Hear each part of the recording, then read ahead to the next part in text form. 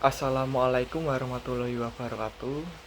Saya Ridwan Wahyu Febrianto dengan NIM 220103165 dari kelas 22 TIA 5, Prodi S1 Teknik Informatika, Fakultas Ilmu Komputer, Universitas Duta Bangsa Surakarta.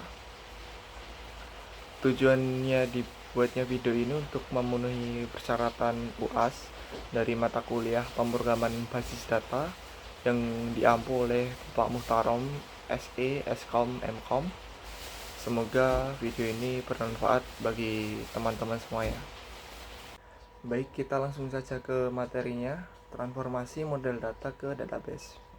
Di sini saya akan menjelaskan beberapa materi, yaitu yang pertama transformasi umum dasar, yang kedua implementasi entitas lemah atau subentitas, yang ketiga implementasi relasi tunggal, yang keempat implementasi relasi multi entitas, yang kelima implementasi relasi ganda, yang terakhir nanti ada soal dan pembahasan setelah materi implementasi relasi ganda. Transformasi umum model dasar. Transformasi umum dalam model data ke database adalah aturan-aturan umum yang digunakan untuk mengubah model data konseptual ERD menjadi model data relasional atau RDB. Aturan-aturan ini berlaku untuk semua jenis model konseptual terlepas dari kompleksitasnya.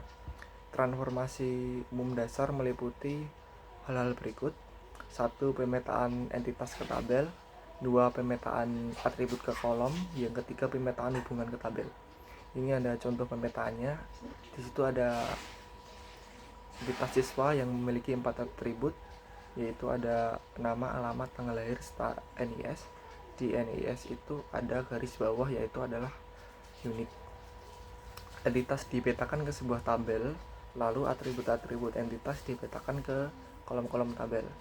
Jadi di situ ada tanda panah, ada tabel siswa yaitu dari entitasnya, dan kolomnya itu dari atribut-atribut entitas dari siswa. Relasi satu ke satu atau one to one. Di sini ada satu guru mengepalai satu jurusan. Di relasi mengepalai itu ada atribut NIP, kode jurusan, sedangkan entitas jurusan itu ada kode jurusan serta nama jurusan.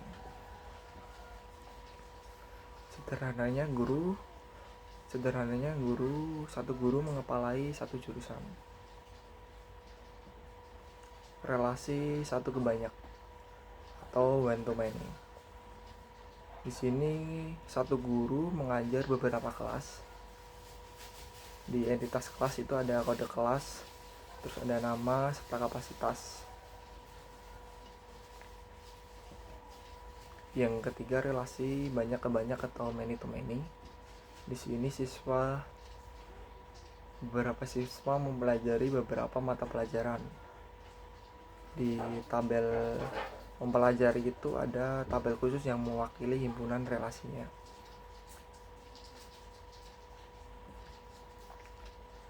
Yang kedua, implementasi entitas lemah atau subentitas. Entitas lemah adalah entitas yang keberadaannya bergantung pada entitas lain.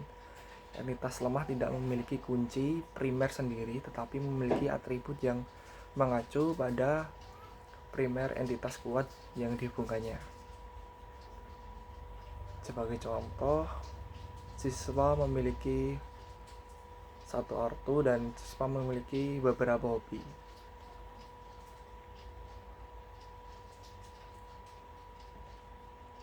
Yang ketiga, implementasi relasi tunggal. Implementasi relasi tunggal adalah cara untuk mewakili relasi satu ke satu atau satu ke banyak dalam model relasional. Relasi satu ke satu adalah relasi di mana setiap dalam entitas himpunan, entitas pertama dikaitkan dengan tepat satu entitas dalam himpunan entitas kedua. Di sini ada entitas guru serta ada relationship mendampingi.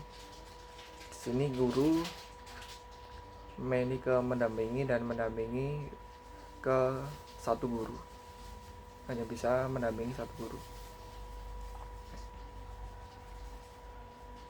Ini ada contoh lainnya, yaitu yaitu ini adalah contoh many to many ya.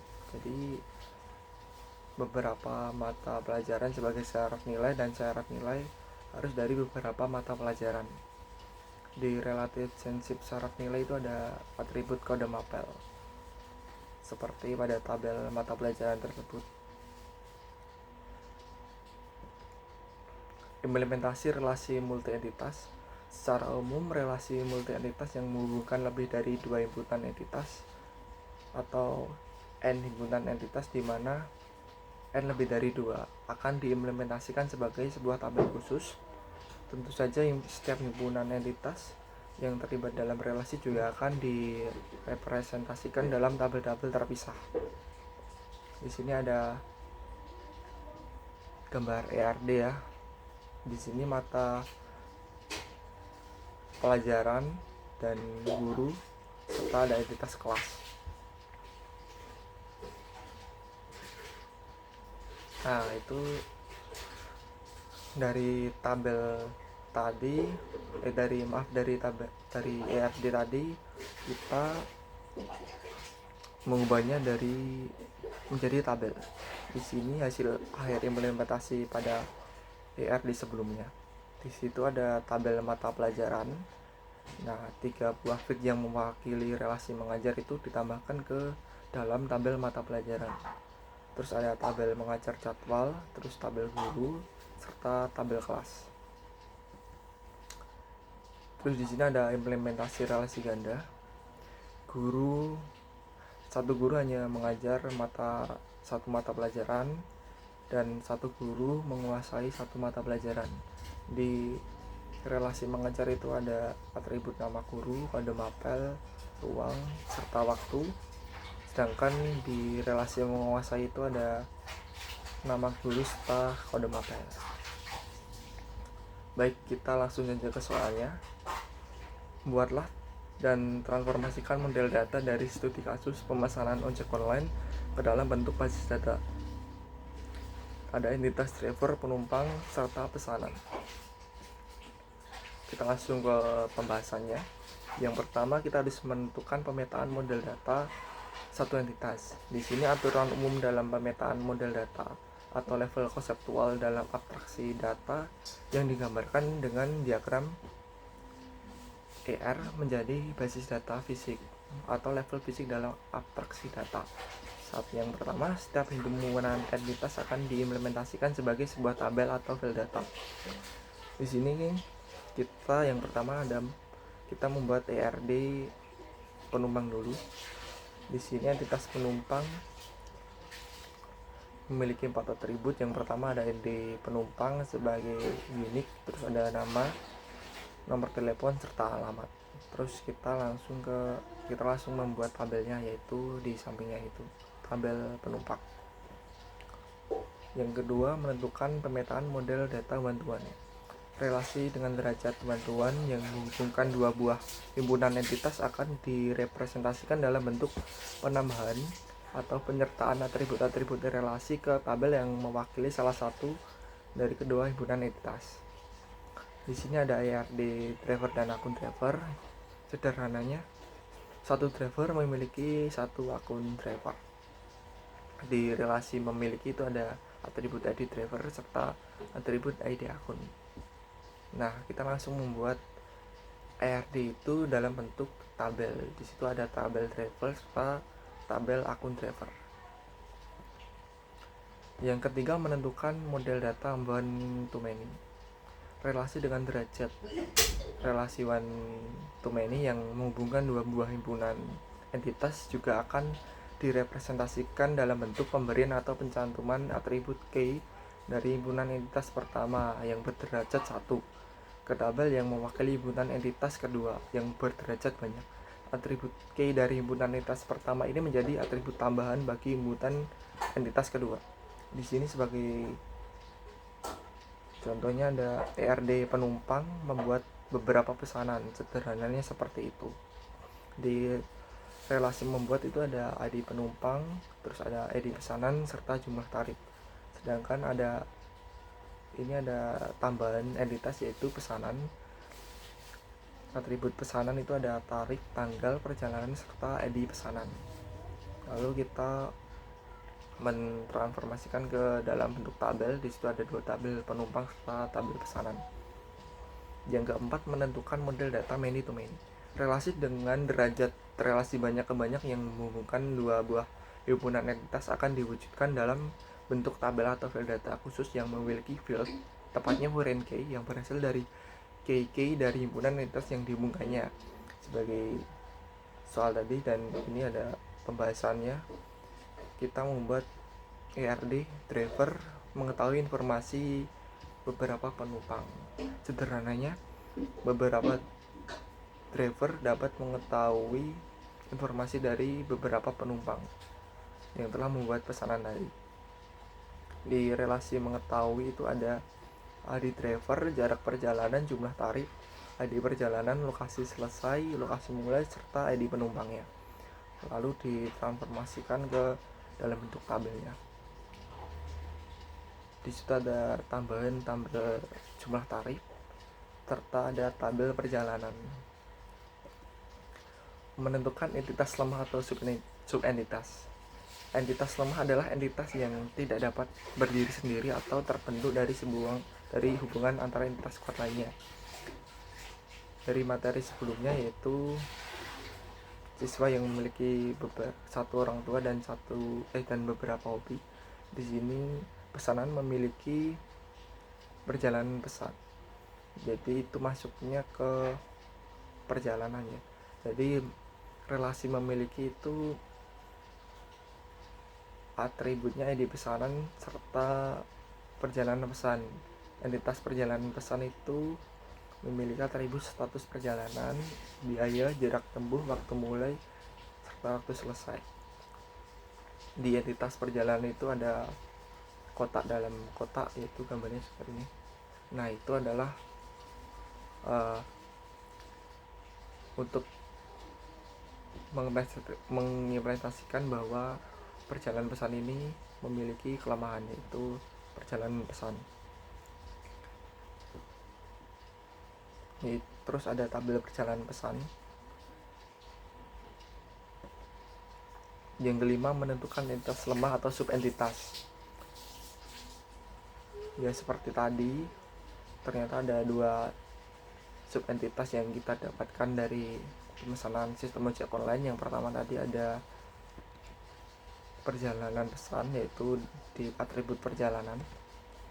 Terus ada penumpang yang memiliki 2 alamat, yaitu antara alamat kantor serta alamat rumah. Yang keenam, menentukan relasi tunggal one to many. Relasi tunggal adalah ketika satu entitas dapat melakukan lebih dari satu relasi. Di sini penumpang dapat melakukan beberapa pesanan, sedangkan pesanan hanya dapat dipesan oleh satu penumpang.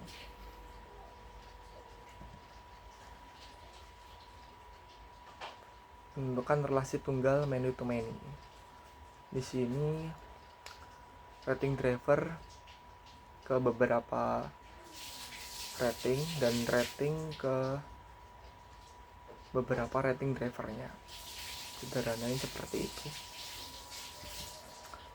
Menentukan relasi multi entitas direpresentasikan dari sebuah tabel khusus dengan masing-masing terhubung lebih dari 2 himpunan entitas. Di sini saya telah membuat 3 entitas, yaitu ada penumpang, perjalanan, serta driver. Sederhananya, penumpang dapat memesan driver dapat menerima beberapa pesanan dari penumpang.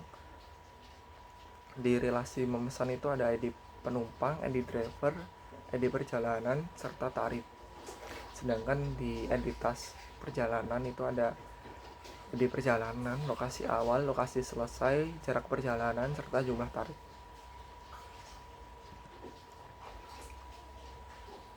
Ini hasil dari relasi multi entitas yang ERD tadi. Implementasinya ditinjau pada masing-masing relasi tanpa terikat satu sama lain berdasarkan derajat relasi masing-masing relasi tersebut. Dari gambar ERD tersebut diperolehlah hasil tabel penumpang, tabel memesan, tabel perjalanan, serta tabel driver. Yang kedelapan, menentukan relasi ganda.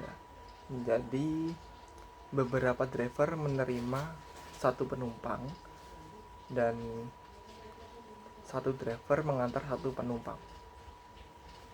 Di relasi menerima itu ada nama driver, ID penumpang, pesanan, serta jarak perjalanan. Sedangkan relasi mengantar ada nama driver serta ID penumpang. Terima kasih telah menyaksikan video ini atau menonton video ini. Saya mohon maaf bila ada salah kata atau kurang jelas dalam menyampaikan materi. Saya mohon maaf sebesar-besarnya. Terima kasih. Wassalamualaikum warahmatullahi wabarakatuh.